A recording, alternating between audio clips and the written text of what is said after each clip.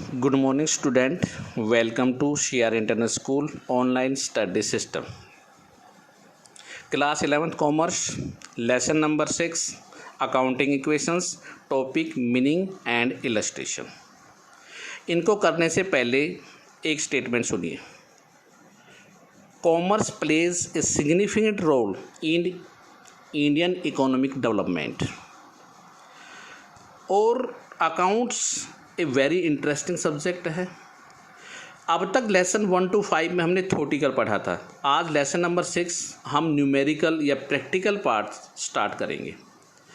और without A theoretical you can not do any practical work. सबसे पहले हमें थ्योरी आनी चाहिए, थ्योरी के बाद ही हम प्रैक्टिकल वर्क कर सकते हैं. तो थ्योरी की जानकारी के लिए आज very interesting lesson accounting equation, बहुत ही एक आसान सा लेसन है. जैसे हमने 10th क्लास में मैथमेटिक्स में पढ़ते थे, इक्वेशंस आती थी. इक्वेशंस पहले क्या है देखिए सुनिए, x + y = 6. तो x की वैल्यू और y की वैल्यू फाइंड आउट कर ले हम. x की 4 आ रही है, y की 2 आ रही है, तो इजिकल टू क्या हो जाएगा, 4 + 2 = 6. This is the equations. यहाँ हम वर्ड पढ़ेंगे अकाउंटिंग इक्वेशन. लेकिन इसको पढ़ने से पहले मैं आपको बैलेंस शीट क्या होती है. बैलेंस शीट एक बिजनेस की फाइनेंशियल पोजीशन बताती है. फाइनेंशियल का मतलब होता है कि उसके पास क्या है, एसेट्स कितनी हैं, लायबिलिटीज़ क्या है, उसके पास खुद के अपनी संपत्ति क्या है और मांगने वाले क्या है और खुद की कैपिटल क्या है. Is that clear. तो साइड क्या होती है, बैलेंस शीट की 2 साइड्स होती है. एक होती है कैपिटल एंड लायबिलिटी साइड या लायबिलिटी साइड बोलते हैं जिसे, और एक एसेट साइड बोलते हैं. तो यहाँ पर बैलेंस शीट का जोड़ हमेशा इक्वल होता है. वाई क्यों होता है बैलेंस शीट का जोड़ बराबर? देखिए हमने डेबिट और क्रेडिट, हमने ड्यूल एस्पेक्ट्स पढ़ा था, उसमें बताया था कि डेबिट और क्रेडिट हमेशा इक्विवेलेंट होते हैं. जितना अमाउंट आप डेबिट में लिखेंगे उतना ही अमाउंट हम क्रेडिट में लिखते हैं. फॉर एग्जाम्पल मैं एक समझाता हूँ आपको. राम ने अपना बिजनेस स्टार्ट किया 2 लाख रुपए की पूंजी लगाकर. तो 2 लाख जब लगाया तो कैश आया, एसेट्स कितनी आई उसके पास, 2 लाख रुपए आए, और कैपिटल कितनी है, 2 लाख रुपए. कैश को कहाँ लिखा जाता है, एसेट साइड में. कैपिटल को कहाँ लिखा जाता है, लायबिलिटी साइड में. तो 2 लाख एसेट्स में हो गए, 2 लाख लायबिलिटीज़ में हो लिख दिए. तो बैलेंस शीट का टोटल हमेशा बराबर होगा. अगर बैलेंस शीट का टोटल बराबर नहीं आया तो हमारा सवाल गलत होगा.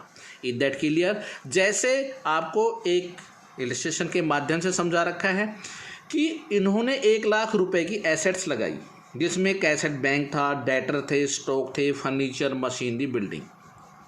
उसके बाद उसकी कैपिटल 60,000 और लायबिलिटीज़ मांगने वाले 1 लाख रुपए में से उन्होंने उधार खरीद लिया या बैंक से ओवरड्राफ्ट था 40,000 रुपये.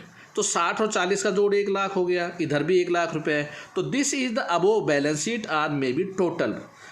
ओके, तो these are the side of the capital liabilities and asset side. तो बैलेंस शीट क्लियर होगी आपकी. अब बैलेंस शीट की पोजीशन क्लियर होने के बाद हम एक इक्वेशन बना सकते हैं. क्या इक्वेशन देखिए, assets = liabilities plus capital. Is that clear.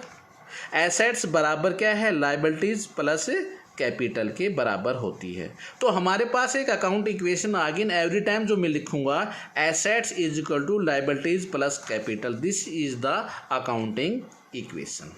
Accounting equation क्या है, अकाउंटिंग इक्वेशन अभी मैंने बताई कि एसेट्स जो बिजनेस में लगाई जाती है वो लायबिलिटीज और कैपिटल के बराबर होती है. इसे ही अकाउंटिंग इक्वेशन कहते हैं.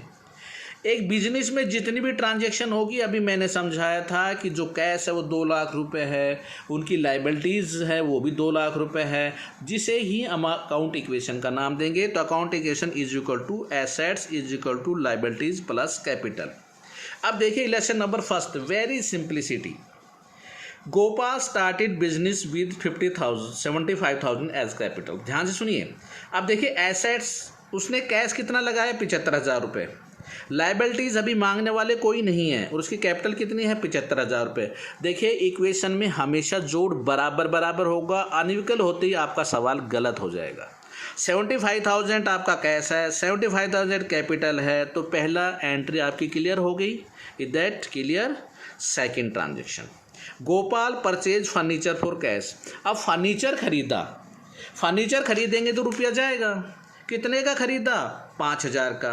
देखिए 5,000 का फर्नीचर खरीदा तो मेरे पास पहले 75,000 कैश था, मैंने 5,000 रुपये इसमें से दे दिए तो मेरे पास कितने बच गए? 70,000। और मेरे पास क्या आएगा? फर्नीचर 5,000 का इज इक्वल टू लाइबिलिटी मांगने वाला भी कोई नहीं है मेरे पास, और मेरी कैपिटल अब भी 75,000 है, क्योंकि 70 5 75, इधर भी 75,000 है तो इधर का जोड़, क्योंकि फर्नीचर भी मेरी पूंजी है। फर्नीचर किससे? पैसे से आई है तो हमारी एसेट्स होती है। Third transaction, Gopal purchase goods for cash, माल नगद खरीदा। माल खरीदेंगे तो गुड्स आएगा या इसे स्टॉक बोलते हैं, हमारे स्टॉक में आ जाएगा गुड्स में। तो हमारे पास कैश कितना? अब देखिए 20,000 फिर मेरे पास है कैश गया, अब मेरे पास 50,000 रुपये बचे। फर्नीचर सेम वही 5,000 रुपये है, गुड्स मेरे पास कितना आ गए? 20,000 के, और इधर लाइबिलिटीज़ और कैपिटल आर द सेम, 50 और 5 55 और 20 75,000 रुपये। Transaction number 4, Gopal purchase goods on credit. अब उधार खरीदा है तो इस पर कैश पर कोई इफेक्ट नहीं होगा। अब कैश पर इफेक्ट नहीं होगा तो कैश तो सेम डिटो रहेगा 50,000। फर्नीचर कितना? 5,000, जबकि गुड्स बढ़ गया आपका, पहले 20,000 पहले था, अब 16,000 और आ गया तो आपके पास कितने हो गए? अब 36,000। लेकिन हो गए तो भैया मांगने वाले भी आपके सामने, इधर ध्यान से देखिए, क्रेडिटर घर पे दरवाजे मांगने भी आएंगे। जो कोई उधार देता है तो पैसा लेगा, वो लेनदार होगा 16,000, और कैपिटल आपकी 75,000 है। Total equality are here. Transaction number 5, goods costing 12,000 sold on the credit of 15,000। हमने 12,000 का माल 15,000 का बेचा। देखिए 3,000 का मैंने प्रॉफिट कमाया है इसमें, लेकिन माल गोदाम से कितने का जाएगा? 12,000 का जाएगा। और उधार बेचा है तो देने वाला अभी पैसे नहीं आए हैं, डेटर्स देना कितना है? 15,000, लेकिन जो 3,000 का प्रॉफिट हुआ है वो कैपिटल का हिस्सा होता है। प्रॉफिट को कैपिटल में ऐड करेंगे और लॉस को लेस करेंगे। तो अब देखिए कैश सेम डिटो, जिसमें कोई बदलाव ना हो, सेम वैसे ही लिखते रहना। कैश वही, फर्नीचर भी सेम है।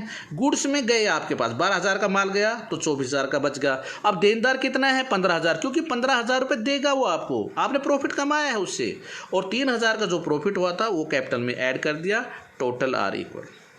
नेक्स्ट ट्रांजेक्शन, पेड 1,000 रेंट, किराया देंगे तो भैया पैसा जाएगा, तो जाए कैश हमारा घटकर कितना होगा? 50,000 माइनस 1,000 49,000 हो गया। फर्नीचर सेम है, गुड सेम है, डेटर सेम है, क्रेडिटर सेम है, और आपकी कैपिटल घटकर कितनी होगी? 77,000।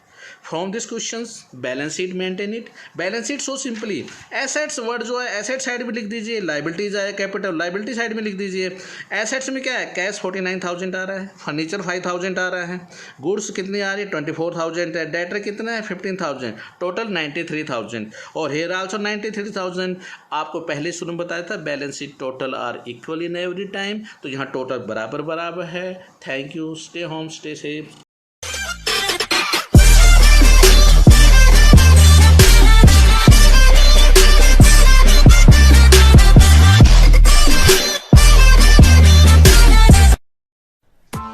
Press the bell icon on the YouTube app and never miss another update.